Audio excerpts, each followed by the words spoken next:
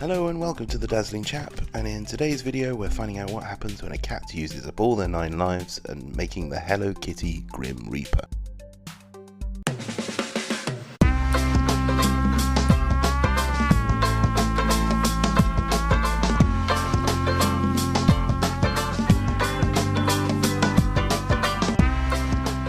A little bit of controversy this week, as I'm well aware I'm wading into a big social media debate. Is Hello Kitty a cat?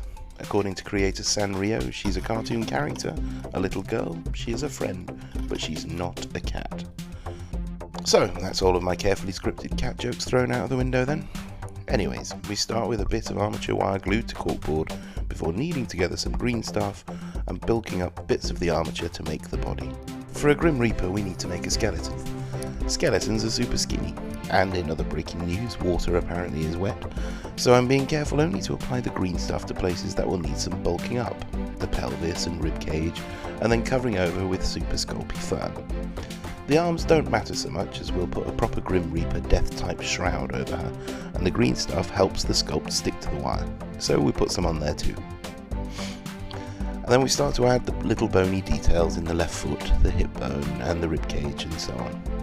We don't need to be too careful, as the death shroud will cover up most of the details and limbs and stuff, so it's only a vertical strip of information that we need to sell the idea of a cat skeleton. Sorry, not a cat skeleton, a weird cartoon girl cat hybrid skeleton. While we're on the subject, apparently Hello Kitty is a corporate whore of the worst type, appearing in everything from beer to metal band Kiss to theme parks to her own bullet train. You can pretty much find a Hello Kitty anything these days. The first Hello Kitty item I got was when I was 15 years old. It was a Hello Kitty notebook, and it was small red with a little Hello Kitty on the front. Very simple design, very much like how they first brought out their first designs. And from that moment on I just thought, I love that cat. I've just got to have more of that cat. And then we can start on the robes. I worried a little bit that having the robe open enough to see the ribs and left leg is a little provocative for a cutesy cartoon character, but according to the Hello Kitty franchise, the sexualized versions of the Hello Kitty character are perfectly allowed. Told you they were corporate whores. You can even get a Hello Kitty vibrator.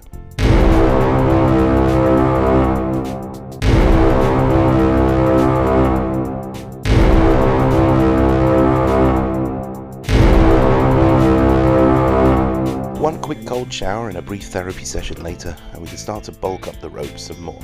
And honestly, this was the most complicated part of the model. I wanted to get the cartoonish chibi look still working for the model, but still have some semi-realistic folds and creases in the robes.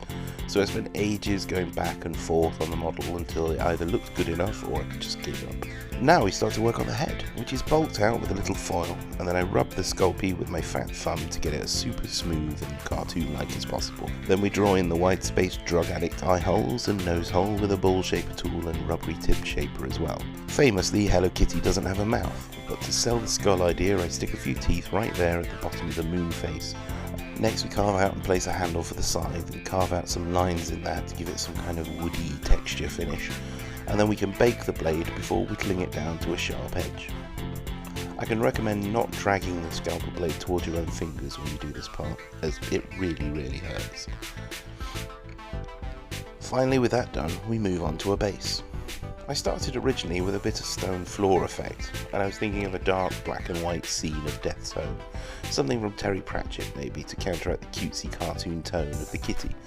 But then I remembered that it's mostly black from the robes, and so with that in mind I put together a couple of walls to make a classic living room backdrop, complete with window, pot plant and a picture with lovely gold frame. We can use a little bit of cereal packet too to make some fancy dado rails and skirting boards and some window frames and stuff. Very simple, straightforward, using a scalpel blade to cut some thin strips, gluing it all together, sticking it on the thing. I went with some warm, rich reds for the walls and a nice striped wallpaper pattern, and after painting the back of the thing in black and striping some purple and black into the robes to give a little bit of subtle highlighting, we can call this one done.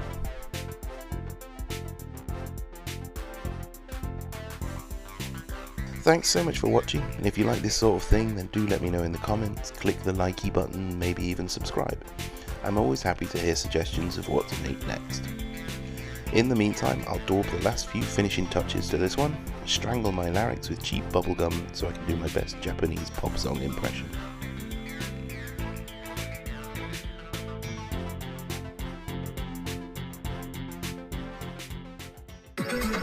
Everybody say hello Kitty, who loves flowers in the sun, or a party just for one. It's Kitty, Kitty, Kitty, who will invite her friends along.